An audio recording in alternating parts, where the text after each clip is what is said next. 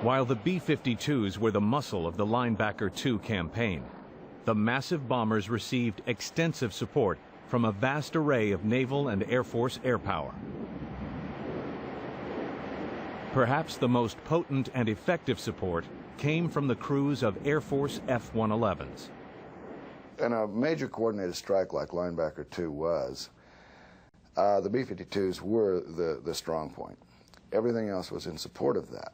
And the F-111s, what we did during that time was bomb airfields and keep the MiGs down so they couldn't get up and harass the B-52s.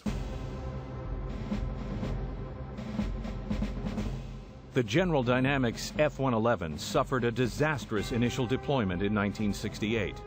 Several F-111s were lost due to failures in the aircraft's terrain-following navigation system. With the kinks ironed out, an improved F-111 returned to combat with a vengeance as a nighttime all-weather bomber.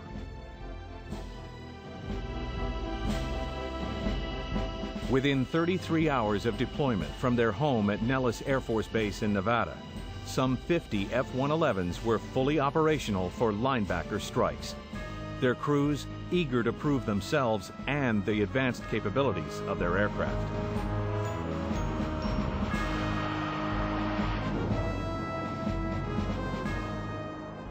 We were flying at 200 feet at very high speeds at night, and in the weather, it was still, to a qualified crew member, a guy that had trained in that airplane, it was the safest way to go.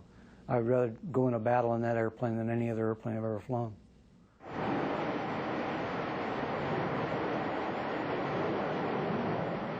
The F-111 was put into action that took full advantage of its impressive ordnance load, superior navigation system, and all-weather capability.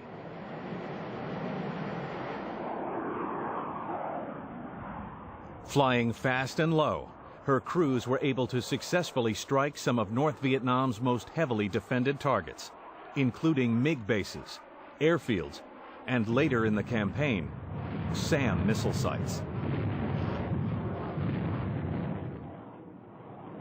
Flying at such a low altitude would seem to pose tremendous risk to these airmen. But speed, combined with the low-level night capability, made the 111 invisible to North Vietnamese gunners. Unable to find a target to guide on, rendered the SAMs virtually useless, even over the formidably defended Hanoi and Haiphong. There was an airfield not too far to the northeast from Hanoi that I hit one night about 3 in the morning. Unfortunately, one of our other troops had hit it just a little while before and woke them all up and got them mad. There was firepower galore, stuff coming up all over. I never saw so much in my life. And the most spectacular was a quad 37. These are 4 37 millimeter guns mounted together. And the tracers formed just about a solid red beam of light, 4 beams that lasted a long ways. In fact, those 4 beams went over my nose, and I can picture that right now, all that stuff coming up, and these red beams going right across my nose. And I still marvel that nothing hit me. The newly renovated jet was also equipped with electronic countermeasures to jam enemy radar.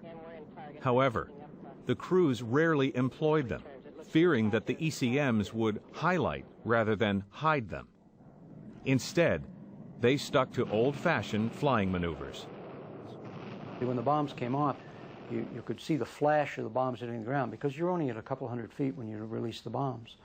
And the flash would light up your airplane just like the flash from a flash camera. So you immediately did a left bank, let's say, when the flash went off, and then immediately reverse it, because then they fire in the direction of where they saw you from the flash, because it would blind them as well as you.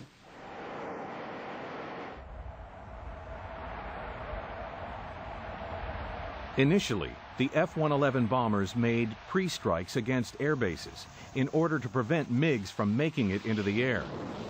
Towards the end of Linebacker II, the F-111's primary role became nighttime strikes against SAM sites, that would otherwise have been aimed against the B-52s. Okay, it looks good over here. And we're in target, and I'm picking up... The SAC people loved us.